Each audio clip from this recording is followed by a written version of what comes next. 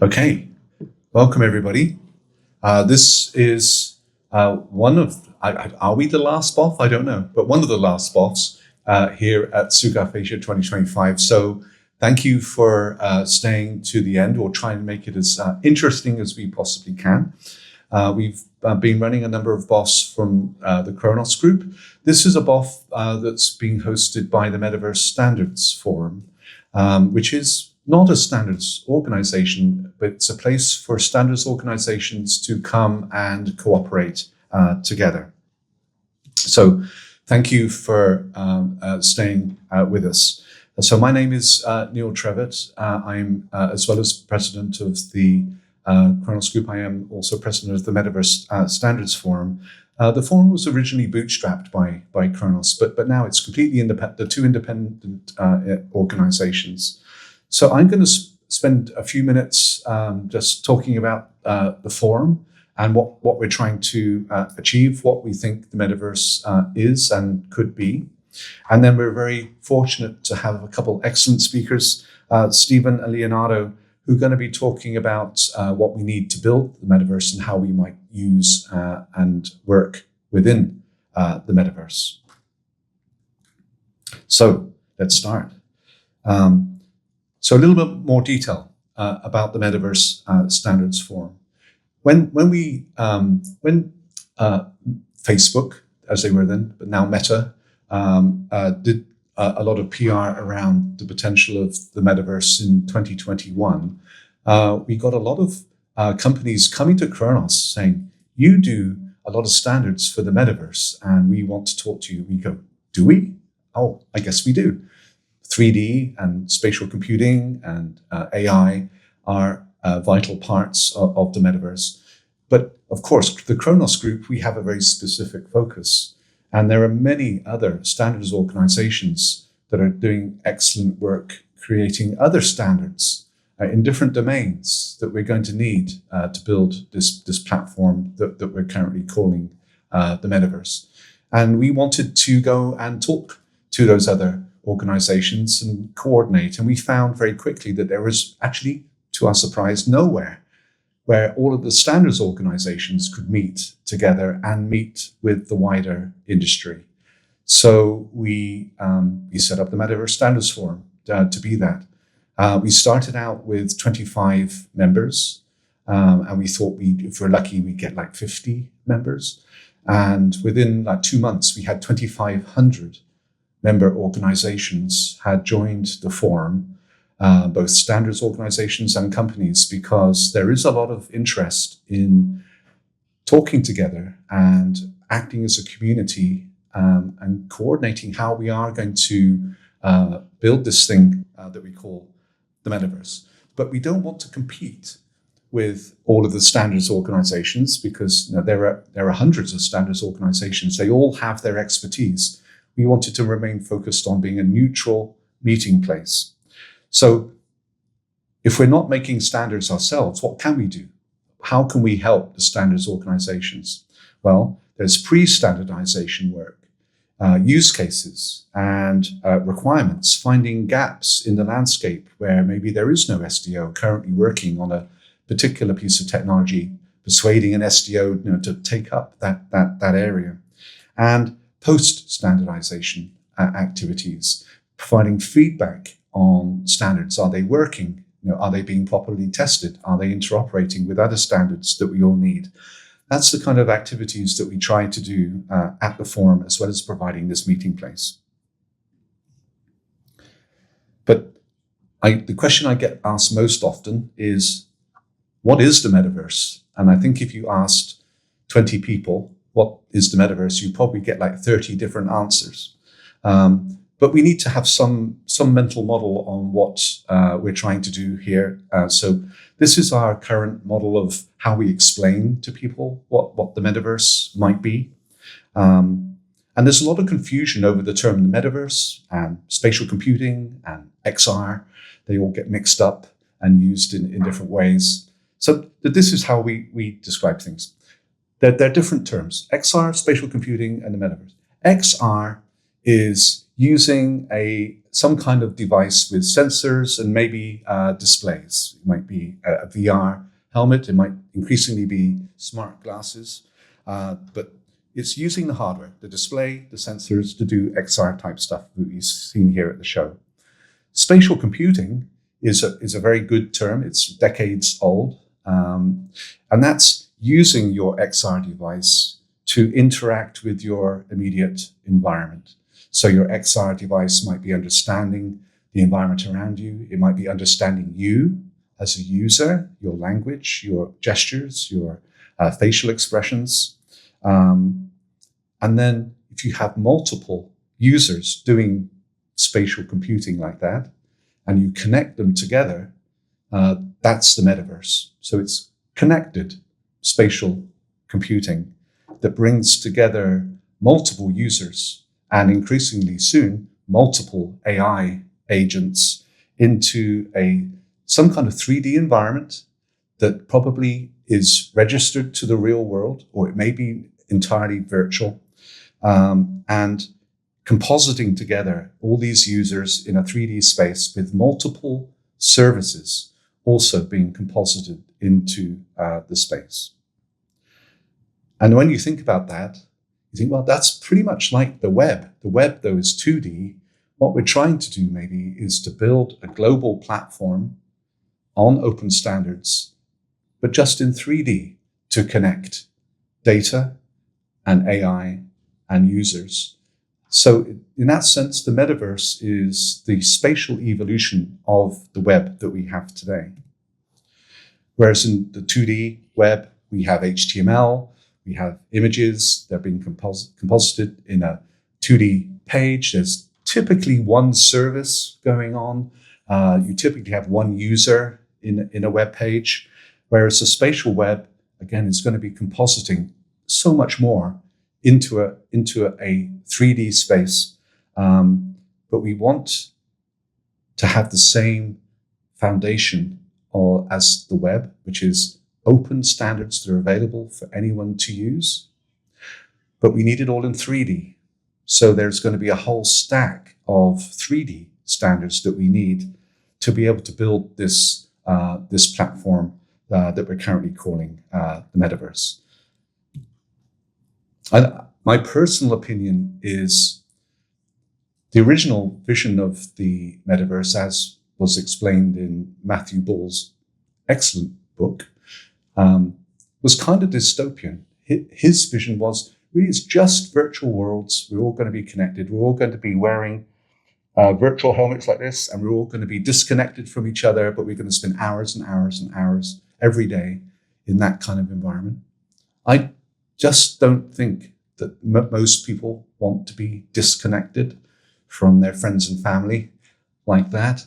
I think the real potential for the metaverse is smart glasses, AR, which brings you into the real world. But the metaverse still applies. It will be a way to connect you with services, connect you with your computing resources in a very environment and geographically aware way, with your AI agent helping you navigate the real world.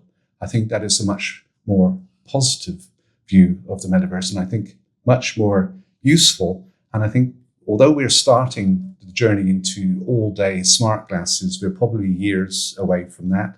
But eventually, these things will replace these things, and the metaverse will finally have arrived.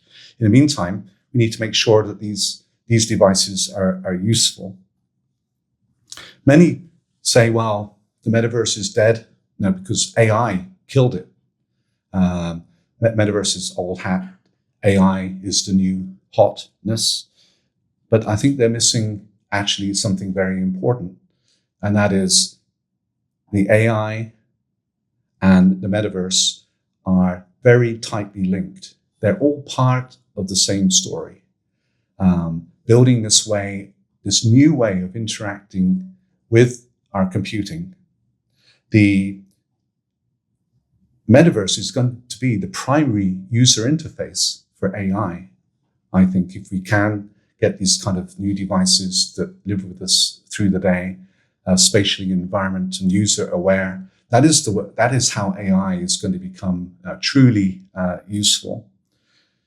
And AI is actually solving all of the hard problems that we kind of knew that we had, but we didn't have solutions for. 2 years ago, 3 years ago, before AI really hit, we're talking about building the metaverse, we say, oh, well, yes, it's going to be just going to talk to it like Star Trek. But we didn't have a real good reason to believe that we were going to be able to solve that. But now AI has come onto the scene. Gesture recognition, speech recognition, scanning the environment has suddenly become super possible. It's going to fuel this metaverse revolution. Everything is connected. The XR devices are going to feed into AI that gives us semantic analysis of scenes, that lets us interact in a very natural way. But also, the metaverse and the virtual world is going to be the classroom for AI. It's where we train our robots and our autonomous vehicles is in the virtual environment. So really, everything is just one big story. And we're at SIGGRAPH, so of course, we don't need to tell everyone here that AI is the hot topic. Everything from splats that we've been talking about to new forms of physics, generative models, neural textures, compression, avatars, speech, expressions, upsampling and frame generation for the graphics pipeline. AI is going to be everywhere. And it's not just the rendering. It is the human interaction. It is understanding the environment and autonomous AI agents, and even managing the metaverse economy. If we get there, managing and optimizing resources, AI is going to be pervasive. Semantic scene understanding is, I think, a critical part of making this come alive if we are wearing these devices and they become more than just dumb displays. They become true guides through the real world. That you need to understand the context that the user is in. Context unlocks intent. If you know you're walking into a room with certain furniture and stuff going on, you know to a large extent what the user is going to do, and that really helps the AI provide that guidance. We're beginning to take first steps to create open standards around semantic understanding of scenes. OpenXR, some of the boss earlier today, we're talking about the spatial entity framework in OpenXR, where you can begin to understand very simple first steps. You can understand the planes, the walls, the tables, the floor. You can put markers, it has persistence. But that's just one part of the overall puzzle. There are many other standards organizations out there that are doing related things. And OpenXR should be talking to all of those standards organizations to make sure we're part of a larger whole.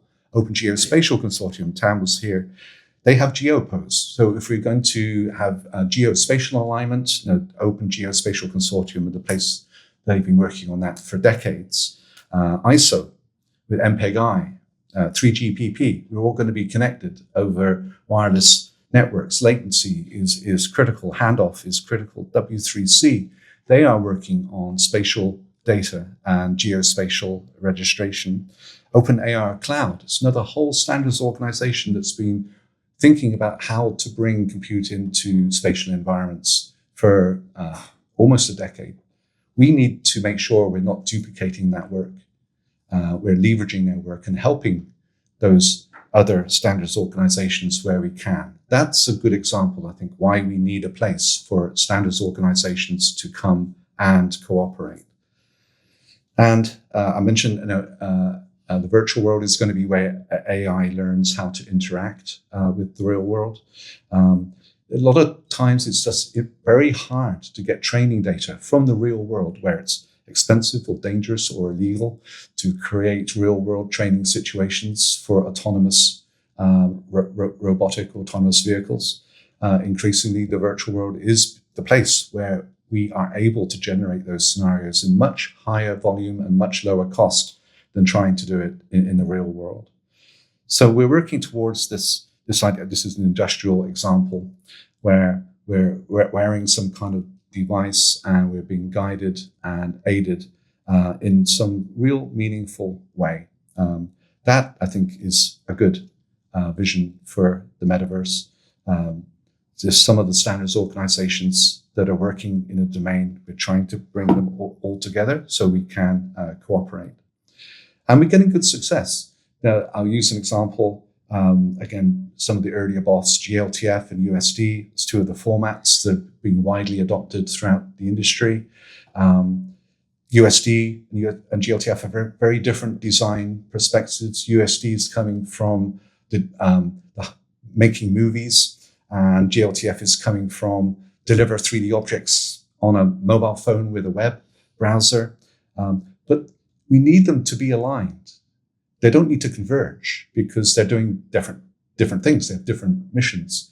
But if USD makes design decisions that are just arbitrarily, for no reason, different to what GLTF is deciding to do in terms of splats, for example, then we've just created a huge problem for the developer community who want to go between the two formats. They may want to author in USD and deploy in GLTF, or take the GLTF and remix in their USD-based toolchain. If we just don't coordinate, we could make that really difficult. A small part of coordination today can make everyone's lives a lot easier for the future. And we already have many different projects going on at the Metaverse Standards Forum. And we have really created this community between GLTF and USD. We could have been enemies, but we've ended up being good comrades as we go forward together. We've aligned roadmaps. We're exchanging design ideas. And this is just one example of what we're trying to add value to the industry.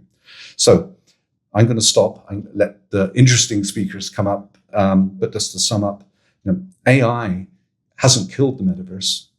AI is enabling the metaverse. The metaverse is going to be the primary user interface for AI. The metaverse is the spatial evolution of the web, but we're going to need hundreds of new standards to make this global spatial version of the web come into existence. So if any of that is interesting to you, please consider joining. The Metaverse Standards Forum is open to any organization. You can join for free. We need hopefully some of the larger companies will want to pay because we need to actually do stuff. But it's meant to be in a very accessible organization.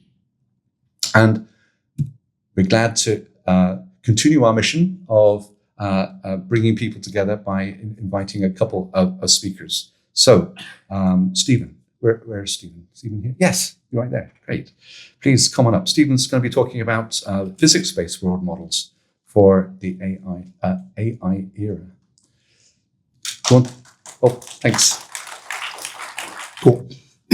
So today I'm going to mainly be talking about kind of this future state that I and our team think that we kind of need to work towards, and mainly going to be talking about some sort of unified representation that extends beyond geometry and appearance as we kind of know it today, and incorporates physics.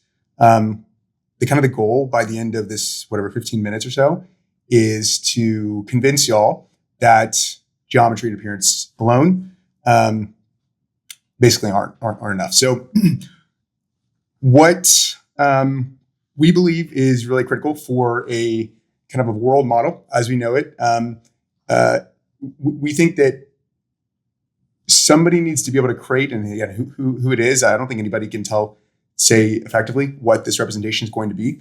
But I think everybody basically knows that world models today, such as Genie 3 or whatever it may be, they're really good at predicting from video data, but video data alone we don't think is enough. And I'll kind of show you why. So again, geometry equals physics, essentially. What I mean by that is if you just look at this image, for instance, you can see a sneaker, and that sneaker is obviously it has a shape, but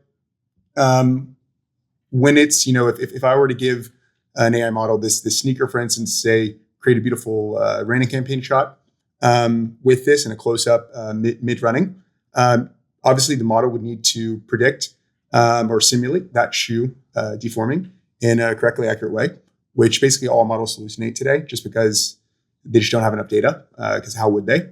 And so really kind of more structured data is really necessary, again, to be able to do something like this, which seems pretty simple. Another example I'll give is that, again, geometry equals physics. And so what I mean by that is basically if I were to give it a sofa that's essentially created in linen versus suede, for instance, they're vastly different 3D models. And again, that just happens. If I was a 3D artist and I wanted to create a specific sofa, again, out of thick suede versus kind of a thin silk, then those two different models are vastly different for the same, even if it was the same exact sofa. So kind of where we've been, I guess, kind of a timeline, so to speak, over the past couple of years is 2D pixels. So this is what I gave, I think it was Flux a little while back. I gave it a 3D model of a Louis Vuitton trunk and said, and I rendered a couple images. And I said, create a ad campaign with this trunk in it. And on the left, you can see it obviously just utterly failed. I give it a bunch of images and it still just really just falls apart. The same thing happened on the right. So I gave it a whole bunch of images of a specific watch and I don't even know what's going on there. It just really completely messes up. And again, these are some of the state of the art models. Granted, these were many months ago though. So when we think about, let's talk about sneakers again.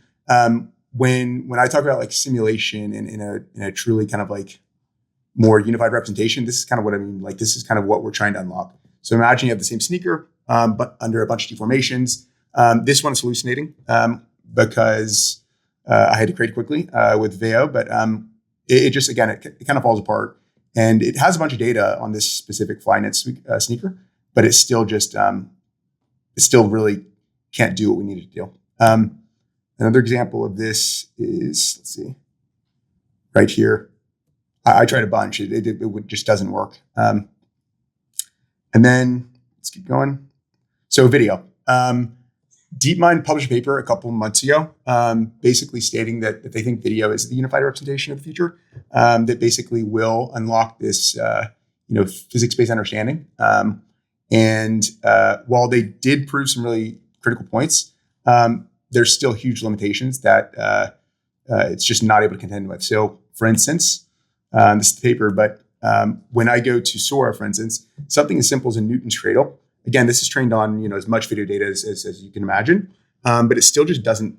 It just fails to understand what's happening. So again, a ton of video data, but obviously it's able to understand shape much better than just 2D images, but it still falls apart when it comes to physics understanding. Let's see. All right, I'm going to skip ahead to minute 4. It's not playing for some reason, but what I was going to show you is Genie's. Oh, never mind. Limited action space. So, although proper world events allow for a wide range of environmental interventions, they are not necessarily performed by the agent itself. The range of actions.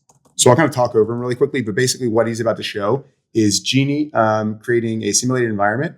And while they can open a car door in this kind of like action model, what they fail to do, which you'd assume it's pretty easy, is pick up something as simple as a vase in the simulated environment. So when we're talking about, like I was showing you an example, which I guess not showing here, I was showing you an example of a pretty surface level kind of ask, which is just integrating a shoe into whether it's an image or a video, and where that still falls apart. Things that are much more complex and kind of really valuable, such as synthetic data sets for robots. We're not going to be able to get there if they really don't understand something as simple as mass or friction, for instance, or torsion, tension. Again, there's all these different physical properties that we're trying to figure out how to kind of incorporate inside of a unified representation. So let's go to the next. All right. Oops. Okay. So with all that kind of said, our team has started to put together kind of a mini task force, if you will, in trying to figure out this problem. We definitely have not figured it out yet. If anybody has, please let me know after this. But basically, with the idea of we created a kind of a nonprofit group that is within the Metaverse Standards Forum, and basically the task is something very, very simple. So the task is for us: how do you define a material? And I say material because everything is made of materials. So not only from an optical perspective, but also a physical and a mechanical perspective. And I think if and when somebody's able to answer that question or define a material, then we can effectively have a fighting chance to be able to start to create sensors or start to create these data sets that kind of encompass those properties. Let's see. All right, so I'll kind of like end on this. I'm going to show you, this is just a quick little glimpse into a foundation model that we've been developing at our company called Alamode. It's very rudimentary, so don't laugh. Basically, what this is doing is it's a 3D controllable model, which is kind of a step in the right direction, we think. But again, it doesn't incorporate physics. And so what's happening here is that actually it's a roughly controllable 3D model. But again, like if I was to ask it, or if I was to place a 3D block on the sofa and say place a lady who's sitting on the sofa, it would really have trouble kind of like deforming the sofa in a plausible way. Again, it's really important for tasks ranging from product integration into generative environments, but also things like synthetic data sets for robotics. So again, if we're able to kind of like pass this great barrier of really a representation that understands everything from optical properties to geometry, and then all the way to physics, then I think basically AGI is solved. Again, what is that representation? Please let me know. I would love to know. But I think that's basically the biggest challenge that we face today to getting to physics-based world models, which is essentially AGI. I have enough problem getting my AI just to write my press release. I can't imagine what it's like to try and get it to do all of that. So, all right. Yes. Okay. So thank you, Leonardo, for joining us. Going to be talking around industrial training intelligence. Let's get this running. Okay. Hi to everybody. My name is Leonardo Locatelli, and thanks a lot for this possibility to show what we developed. Today I will talk about AITI, which is a project developed by ADAPTA Studio and 15Genium with funding from a public tender, an European public tender. So AITI aims at creating a solution to improve training in industrial environment by integrating AI and XR to create a safer and smarter way for workers to be trained directly on the job, directly on industrial applications. Moreover, AITI aligns with the Industry 5.0 idea to create a complete customizable training environment. We have 4 main goals with this project. One is to improve training efficiency. The other one is to increase personalization, to enhance safety and work quality, everything with user-centered design. We started by talking with a lot of companies of different types and sizes to highlight all the possible critical aspects of this project. And we identified that our project could be helpful in 4 main ways: to training, to customize the training setup, to give hands-on assembly practice. In particular, here I'm talking about using 3D holographic object to give an hands-on way to test for workers, to give real-time feedback and error correction, and finally to create an adaptive learning and performance tracking environment. One of the key aspects that we needed to take into account, because we are talking with a lot of industries and companies in the manufacturing field, is that knowledge is extremely important. It's something that needs to be kept secret. That's why we try to devise a solution that works both on-premise and using cloud solutions. That's why we finally define our project with 3 main pillars to be developed. One is scalability with cost control. The other is to not be locked in with any vendors. Here we are talking about not only AI models, but also XR devices. All we are showing today works with multiple XR devices, so MetaQuest, Pico, Magic Leap, but also with browser and smartphones. And moreover, we want a flexible deployment model. So this is the architecture we developed for the XR application.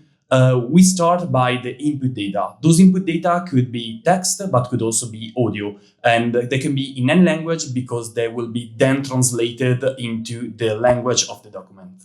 Moreover, these input data could be also images, taken from the camera of the device, both pass-through and see-through, or even 3D assets.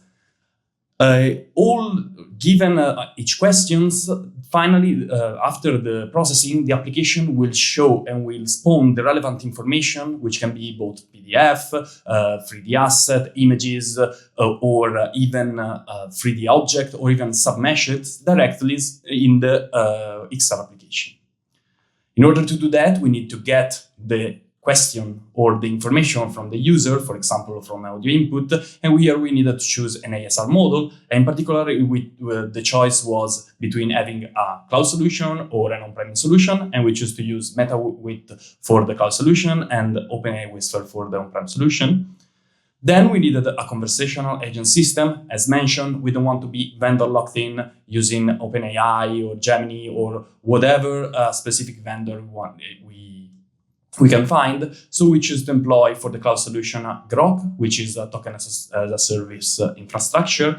And for the on-premise deployment, we employed Olama to choose the correct model for any possible application directly on the device of the users.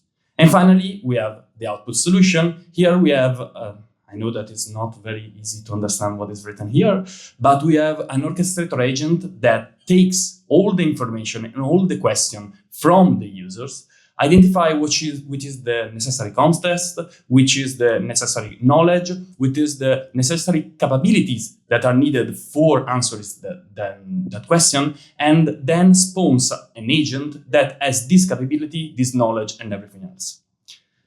So let's see some results of what we're doing. This is a very simple first example in VR using a MetaQuest, where there is a machine, which is a 3D asset, that need to be described by our system. The system takes as an input the 3D asset itself, and then uses the knowledge that it has to derive an answer regarding this specific application. But if we have, for example, the need to identify a specific submesh of this mesh, here, for example, this wash card, we only need the 6-level wash card. We can identify it directly through a question. And here, for example, you can see the answer and the highlighted model. Finally, if the user also needs PDFs, he also needs additional information, we can spawn directly the PDF at the correct section describing the information that they need.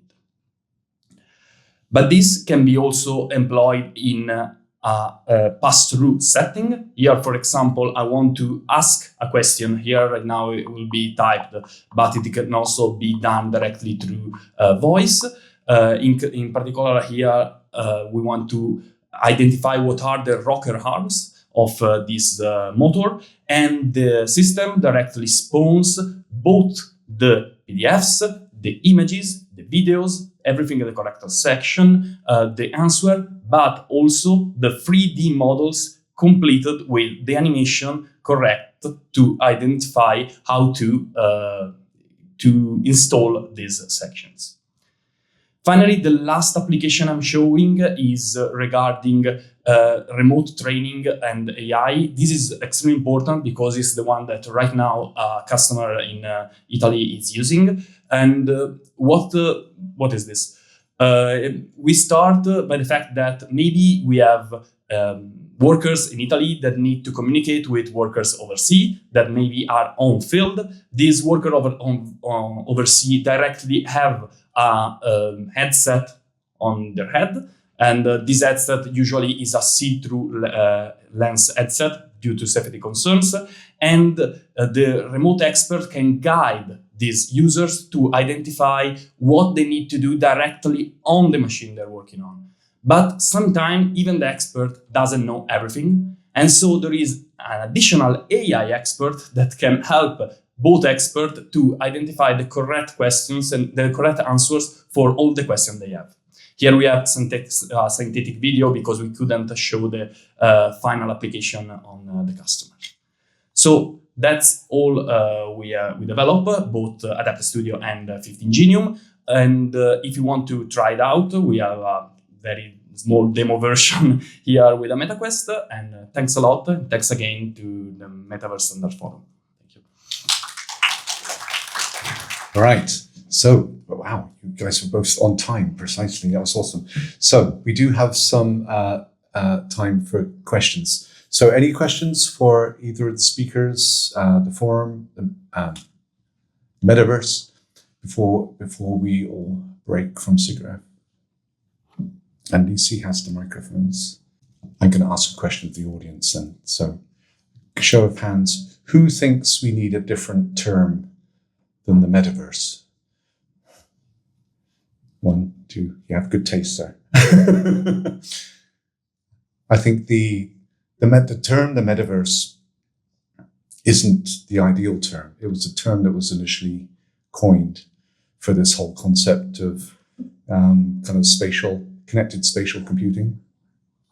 But the term comes from a science fiction novel. There was a dystopian novel. It wasn't a good role model from the get-go, and it's been through a number of PR negative cycles. I think that the term the Metaverse has become kind of tainted.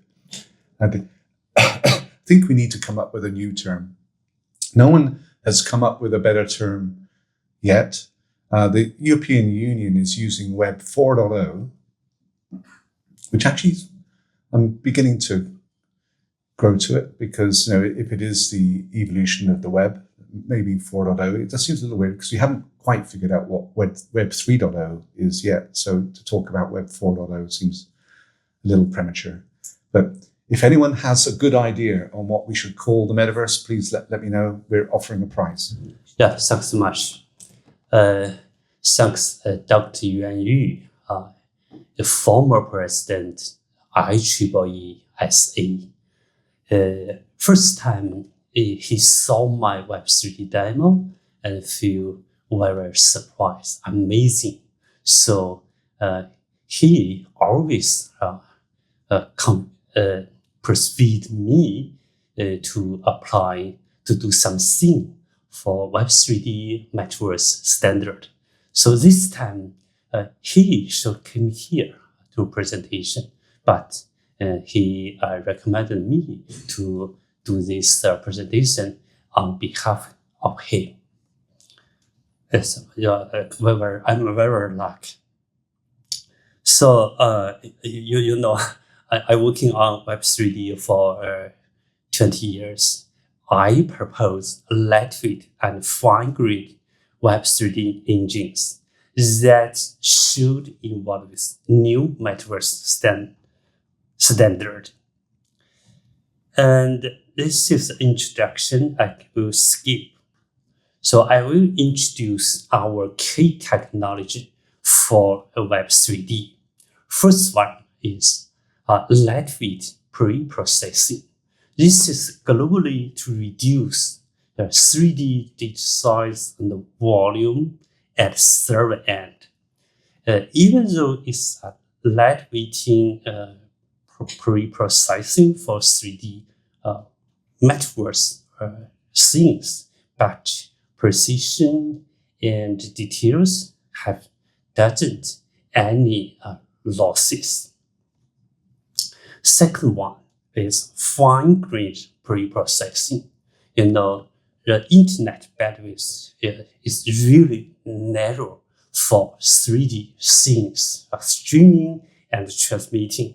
So our team just working on for a long time how to do fine-grained pre-processing and stream. And the third key technology is internet 3D transmission. So we propose a visibility-driven progressive peer-to-peer transmission schedule. For graphics viewpoint, we easy to do in progressive transmission for smooth networking transmissions. For networking people, they suggest us to use a peer-to-peer to support the multiplayer to access web 3D content concurrently. So this will sustain a high pressures for bandwidth for the networking throughput. And the last one is at web end. The web end, we propose the lightweight web 3D rendering. And we also propose a cloud baking, not cloud rendering. Cloud rendering is expensive, but cloud baking is really cheap, economic, just a lightweight server baking cost, and the transmission cost is low. And even though web rendering the cost is low, so it's a low cost but high efficiency, a high quality rendering solutions at the web ends. So this is a basic and brief summary for our lightweight key technologies. So how about a lightweight pre-processing for 3D models? This is the BIM models. Before joining HKUST, I just working on Tongji University. Tongji University is very, very famous for civil engineering and building engineering. So this BIM model have a lot of repetitive 3D components. So our team just proposed symmetric repetition detection, geometric repetition detection, structure topological repetition detection, and intelligent solutions for instances detections. So this is our first round repetition detection. So we have found a lot of repetitive components. So just remove repetitive components. And this is the second round. We found more repetitive components and remove more. And this is the last round. We found almost all the repetitive 3D components and remove from a server. So globally, the data volume of 3D building just reduced a lot. And if you take a walkthrough outside a building, you cannot see the internal parts. So we just extract exterior shell of these models. Of course, it's automatic processing. And if you walk inside the building, so we just segment entire building into different blocks in terms of closeness and visibilities. So each block is close. It's a basic transmission and rendering unit. So this block is really fine-grained, and for each object is a mesh. Mesh, we use progressive mesh. So this is 3D streaming. So a large-scale 3D scenes becomes lightweight and thin, fine-grained through our lightweighting repetition detection and segmentation, external segmentation, internal segmentation, and progressive processing for a single mesh. And after a good preparation for 3D components, so we just deploy our Latvian and fine-grained 3D data on the initially just cloud server, and then edge server. So just decentralize it much better than purely cloud server.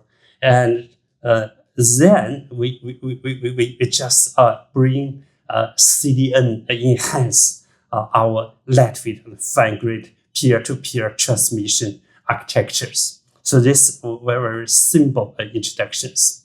And 3 years ago, our team just developed this progressive recording, transmitting, and rendering pipeline from server to internet and to the web browsers. So this unified framework of progressive recording, transmitting, and rendering. This is unified scheduler. And at the server, just a fine-grained online visibility processing and the GPU-based accelerated. And for internet transmission, we just use a fine-grained online transmission schedule. And at web end, we just use fine-grained cloud baking and incremental instancing rendering. So through the multiple efforts, integrations, we take the greater project. This project is a very, very large factory. It's a Web3D digital twin project. This project, the data volume just 400 million triangles. And the data volume have approached 106 gigabytes. The factory asked me to deploy on server and can view their factory in mobile browsers anytime, anywhere. So this task, it seems impossible. It's really challenging, but we believe network bandwidth is enough. If you can schedule, if you can deal with, if you can solve it appropriately, and web browsers are caching computing is enough. So we spent 3 years consistent efforts. We try all kinds of methods. So we finally solved this problem, and we successfully deployed this very big factory, 100 gigabytes into our server. And this is the web drive with our page, a link. You can click and you can open these big models. And here I will change our technology here. So this is a QR code. So you can bring a mobile phone to scan this model and see if your mobile phone can open this model. Oh, of course, after Latvian and fine-grained processing, so the data volume have been reduced a lot. So just take a try boldly. This is, I come here, I will show you some different things. Can you take a try? Yeah, just sky. Okay. Oh, okay, thank you, Leo. Very strong spot. I think if your mobile phone signal is normal, a few seconds, you can see, you can view this very big factory. So I came here. This is a Metaverse standard forum. So here, our team just proposed lightweight, fine-grained Web 3D SIGGRAPH. Our team have do some improvement and even revolution for traditional Web 3D SIGGRAPH. Our SIGGRAPH have 6 layers. The top layer, scene, region, building, block, and instance layer. This is new layer. And also we add the occluded layer for high efficient and massively visibility carding at the server. So our server is very common, not expensive server. So most computing task is finished, is done at web browsers. So, and later I will add a new layer, it's a visibility correlation graph. This layer is added again. I think Web 3D should become much faster, and the computing, carding, transmitting, and rendering should be much faster and more lightweight, more fine-grained. So I come here just I want to see we want to put forward this new Web 3D SIGGRAPH as next generation Metaverse Web 3D standard. That's all for my presentation. Thanks again for listening my second presentation. Okay, and Merry Christmas and Happy New Year. Thank you. Thanks so much. Great. So I think that is all the speakers right now. Yeah, just checking. Right. So we have a couple minutes. Any last questions for any of the speakers? If not, oh, there is one. Yeah. Okay. Cool. A question for Leonardo. It's really nice to see a application in the industry, and I just would like to know about your user feedback and maybe your future steps. Yeah, thank you for the question. So right now, we have just very small subset of users that are trying our application because it has the European project in which the application has been developed, but it's not finished yet.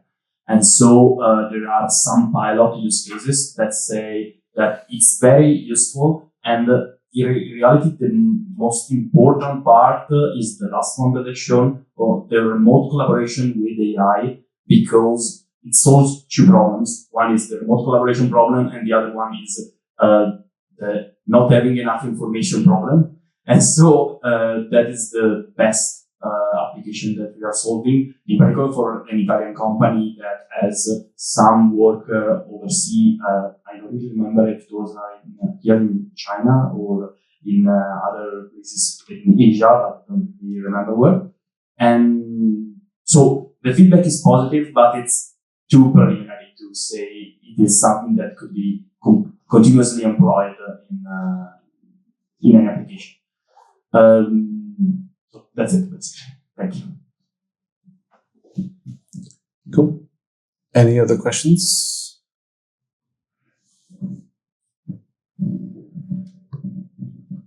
Okay, then I think we can close the session. I'm going to repeat Happy New Year and Happy Christmas to everybody. Travel safe, and hopefully see many of you next year in Kuala Lumpur. So good to see you. Thanks.